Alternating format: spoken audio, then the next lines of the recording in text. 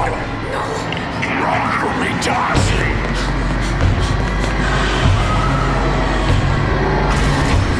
not thinking clearly. It can't end this way. Hey, welcome to Attack the Stack. If you like that, try this.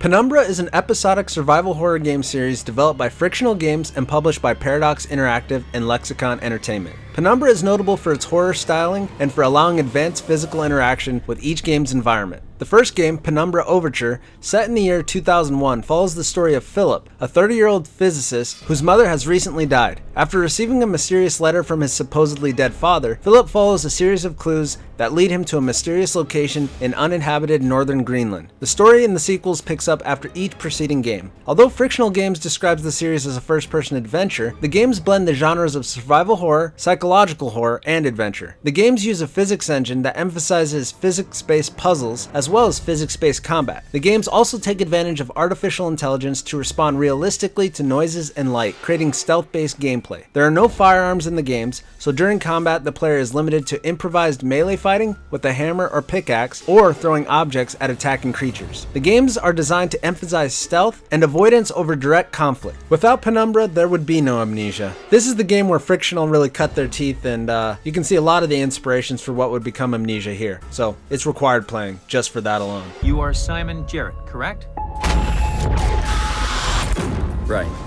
Soma is a survival horror game developed and published by Frictional Games. Soma takes place on an underwater remote research facility that contains machinery which are exhibiting human characteristics such as consciousness. Simon Jarrett, a fish out of water protagonist, finds himself there under mysterious circumstances and embarks upon discovering its history while trying to make sense of his predicament and potential future. Soma's gameplay builds on the conventions established in the previous horror titles of Frictional Games, including an emphasis on stealthy evasion of threats, puzzle solving, and immersion.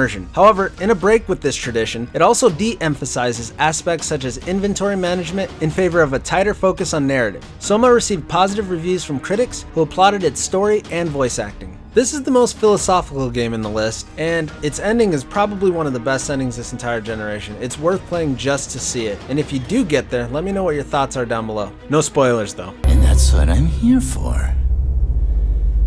To make you believe.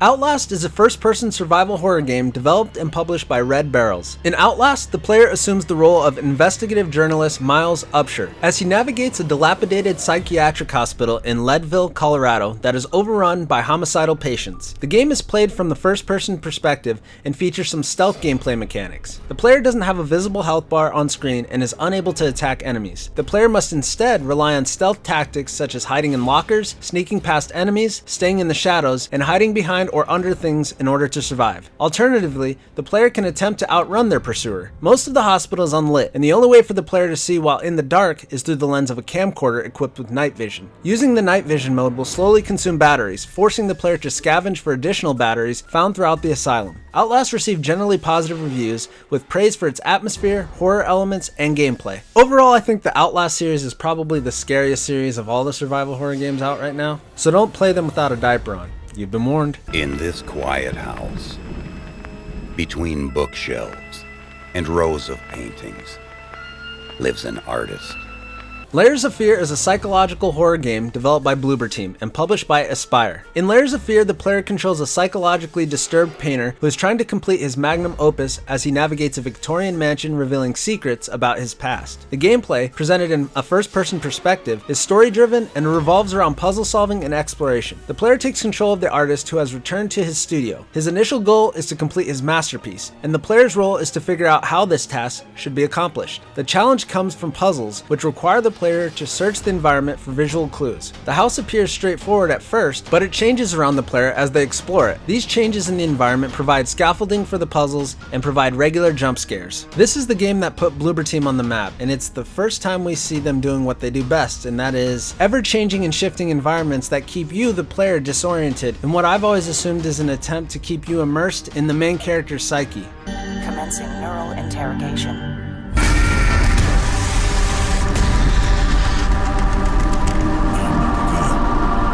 Observer is a psychological horror game played from a first-person perspective, developed by Bloober Team and published by Aspyr. The player controls Daniel Lazarski, a Krakowian detective of the Observer's police unit. He can hack people's brain implants with a device known as the Dream Eater for interrogation purposes. Equipped with augmented vision split into electromagnetic vision, which scans for electronic devices, and biovision, which scans for biological evidence, he is able to analyze and highlight certain objects in his environment. Objects can be interacted with and examined, while dialogue trees are used for speaking with non-player characters. It stars Rutger Hauer, who was also in Blade Runner, one of the primary influences. Observer received generally favorable reviews. Critics praised the world design, visual effects, and hacking sequences. Personally, I'm a sci-fi buff, so this game is probably my favorite horror game this entire generation.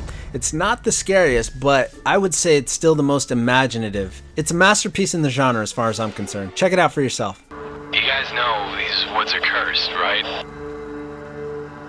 They mess with people's heads, even if they claim not to believe it. Blair Witch is a psychological survival horror game developed by Bloober Team based on the Blair Witch series of horror films. It was published by Lionsgate Games. The game is set 2 years after the events of the 1999 film The Blair Witch Project, which takes place in 1994. The game follows former police officer Ellis Lynch as he joins the search in Black Hills Forest for a missing boy. The game focuses on survival horror mechanics and stealth and is played from a first-person perspective, requiring the player to use items such as a camera, cell phone, flashlight, or Ellis's dog Bullet to track and follow the trail of a missing 9-year-old Peter Shannon while fending off shadowy creatures. Along the way, players will be tasked with solving puzzles. Like the film, it integrates the found footage subgenre with the gameplay and story, often through the use of cassette tapes. Critics praise its atmosphere, graphics, sound design, and the use of a dog companion. I dare anyone listening to play the last 30 minutes of this game in the dark all by themselves. And you'll know when you get there because you'll be in a certain white house. That's all I'm gonna say. Oh,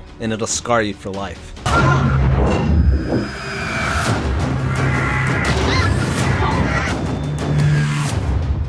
Alien Isolation is a survival horror game developed by Creative Assembly and published by Sega. Based on the Alien science fiction horror film series, the game is set 15 years after the events of the original 1979 film Alien and follows engineer Amanda Ripley, daughter of Alien protagonist Ellen Ripley, as she investigates the disappearance of her mother. Unlike previous game adaptations of the Alien franchise, Alien Isolation places an emphasis on stealth and survival horror gameplay, requiring the player to avoid and outsmart a single alien creature with tools such as the motion tracker and flamethrower. It was designed to resemble the original film rather than its more action-oriented 1986 sequel, Aliens, and features a similar lo-fi 1970s vision of what the future would look like. The game runs on an engine built from scratch to accommodate technical aspects such as atmospheric and lighting effects and the aliens' behavior. Creative Assembly intended to make Alien Isolation a third-person game, but used first-person to create a more intense experience. Critics praised the game's retro-futuristic art direction, sound design, and the aliens' artificial intelligence. The game won several year-end awards, including Best Audio at the Game Developers Critics' Choice Awards and Audio Achievement at the British Academy of Film and Television Arts Awards. There were a couple times in this game where I was convinced that the alien was being controlled by another human player. That's how good the AI is. And that is where the terror lies.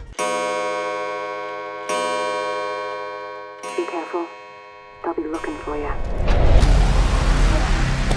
Resident Evil 7 Biohazard is a survival horror game developed and published by Capcom. The ninth major installment in the Resident Evil series, Resident Evil 7 diverges from the more action-oriented Resident Evil 5 and Resident Evil 6, returning to the franchise's survival horror roots, emphasizing exploration. The player controls Ethan Winters as he searches for his wife in a derelict plantation occupied by an infected family, solving puzzles and fighting enemies. It's the first game in the series to use a first-person view. Resident Evil 7 was considered a return to form for the series. Critics praised the gameplay, graphics, and design. If you have the luxury to play this in VR, I can't recommend it highly enough. It's the most terrifying experience I've had in all of entertainment in my entire life. Even if you've already played it normally, it's still worth going back to if you can play it in VR. It hurts so good.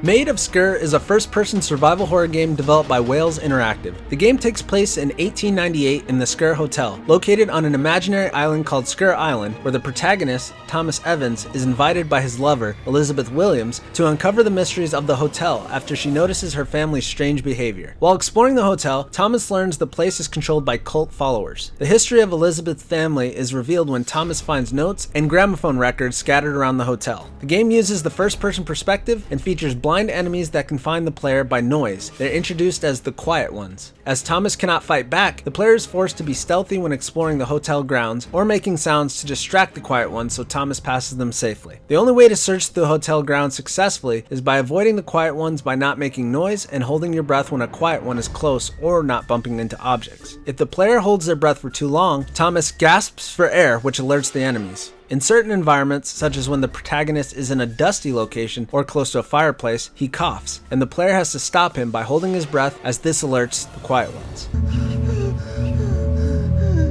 All life is only a set of pictures in the brain. Call of Cthulhu is a role-playing survival horror game developed by Cyanide and published by Focus Home Interactive. The game features a semi-open world environment and incorporates themes of Lovecraftian and psychological horror into a story which includes elements of investigation and stealth. It is inspired by H.P. Lovecraft's short story The Call of Cthulhu, while also being an adaptation of the 1981 role-playing game of the same title. In 1924 Boston, private investigator and war veteran Edward Pierce suffered from increasingly bizarre nightmares and self-medicates with sleeping pills and alcohol. He is soon contacted to look into the case of the Hawkins family, who mysteriously died in a fire. As the only clue is a strange picture painted by the supposedly crazy mother shortly before her death, Edward has to set out to Darkwater Island off the coast to find out more about the matter. Critics praised its atmosphere and visuals. If you like RPGs and horror like myself, this is a rare find that should please both of your interests. If you liked the video or it helped you out, click the thumbs up button below. It really helps us out. If you think it could help others, share it. Of course, subscribe for more content like this and more. And if you have anything to add to our list, feel free to comment below. Thanks for watching and keep attacking.